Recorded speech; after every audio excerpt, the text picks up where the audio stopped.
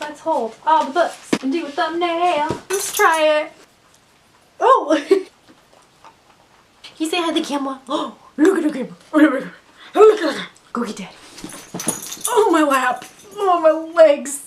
I'll never walk again. Hey everyone, it's Lindsay, and today I'm doing a book haul. It has been a hot minute since I've done a book haul, and I've acquired a couple books. Not a lot because I've got 25 books on my bookshelf. I did a video about like all the books on my TBR, so I'll link that up and down below so you can check that out. But I've gotten a couple, and I'm going to talk about them. A majority of these are YA, so I think I'm going to start with the middle grade and adult first. The first thing I have is Oathbringer by Brandon Sanderson. This is the third book in the Stormlight Archives by him, which is projected to be a 10-book series, and they're all like this big. So I've read the first book in this series, and it's back there on my bookshelf. I actually went to the store to buy the second one, the Words of Radiance, but they didn't have it. They only had the third one, but I went ahead and bought it anyways because I'm gonna own the entire series in this big floppy paperback format.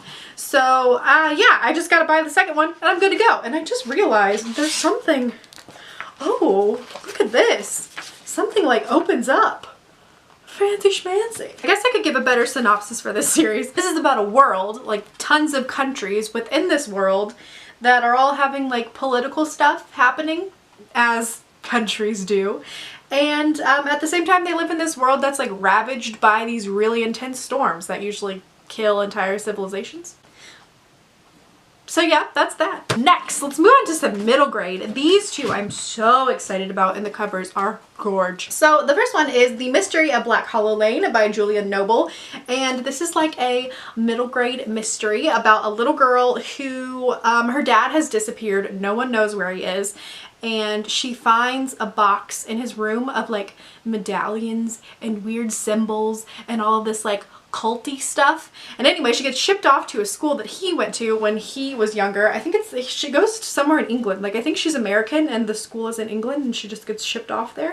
And when she gets to the school, she finds like secrets that have the same, like secret rooms or some kind of something that have the same symbols, and she finds this like underground secret society, and she has to put the mystery together of like what it all means and where her dad went. This cover is so beautiful.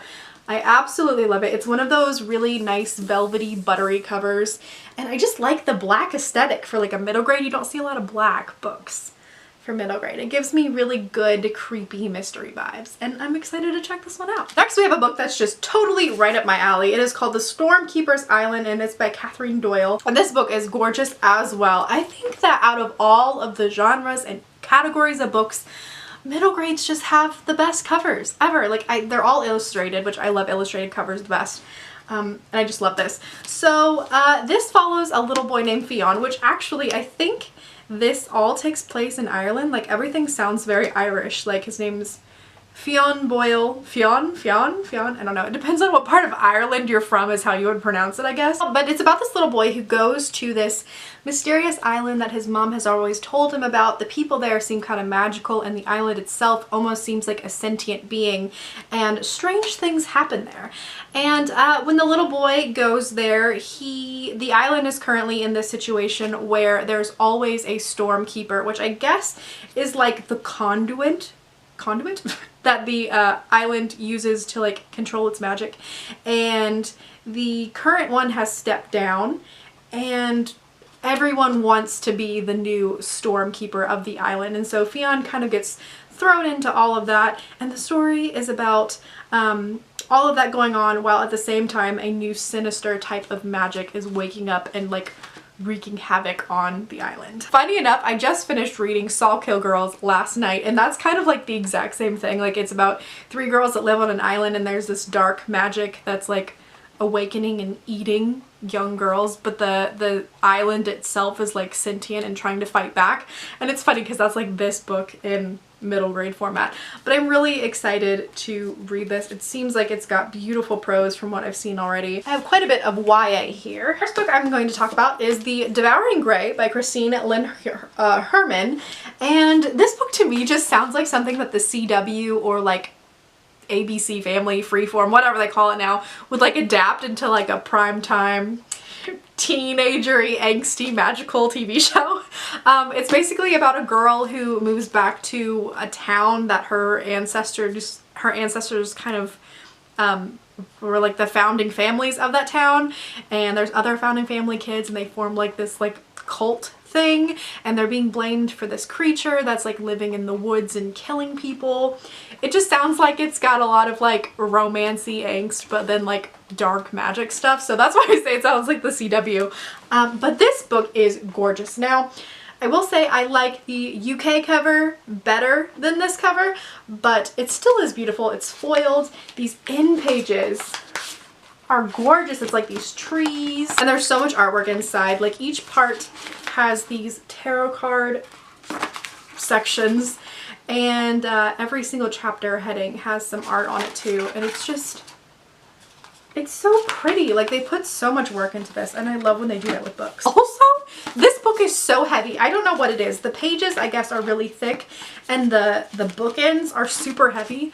Like imagine the weight of a normal book that would be this size and then double it. It's huge. It seriously feels almost the same as this huge Brandon Sanderson book. Like these feel the exact same. Like that's how heavy this book is. I don't know why, but I kind of like it. I feel like I'm gonna get some bulging muscles reading this book. Next, I have an arc that I didn't get to, but that is the Wicked Saints by Emily A. Duncan. From what I know about this book, it's about a girl who can like talk to gods, and a boy who's a monster, and then another boy who's like the king trying to annihilate these one people that like the girl that can talk to gods or whatever, and they all kind of clash together, and there's things going on, and it's the start of a new fantasy trilogy.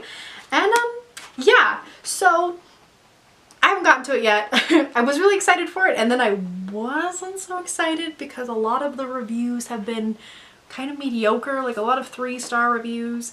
So I still want to get to it. It's just not as high on the list as it originally was. And next I have a book a friend actually bought for me, and that is Part of Your World, A Twisted Tale by Liz Braswell.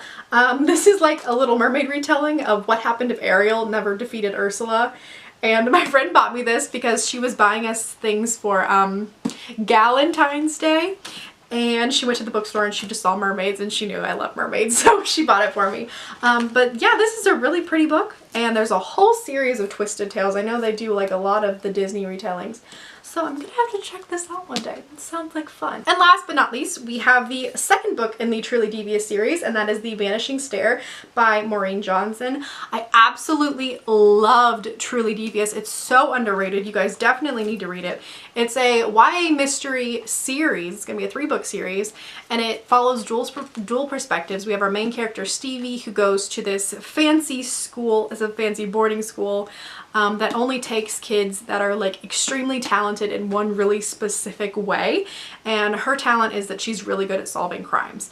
So she goes to the school because in the other perspective there was a crime back in the 1940s where the founder of the school, his wife and daughter went missing. And so you get kind of like those flashback chapters of what happened in the 1940s, and you get Stevie trying to solve a murder happening currently and the mystery happening in the 1940s. This series also has really good anxiety rep that I truly appreciate. Stevie has panic disorders, and she's on medication, and she has coping mechanisms that she deals with, and it's kind of nice because she's just like living her life trying to like solve crimes and be a teenager, but she deals with this thing, and having that representation was really great for me to read, and I loved it. Alrighty guys, so those were all of the books that I have gotten. Actually, these are all the books that I've gotten the entire year. Yeah, so I'm doing pretty good. I'm happy with that I'm not bringing in a lot of books because I have a lot on the TBR that I've already got to read. Let me know if you've read any of these, or if you've got any books yourself lately that you think I would like. I would love to know. Leave it down in the comments. Don't forget to like and subscribe, and I'll see you guys in the next one. Bye!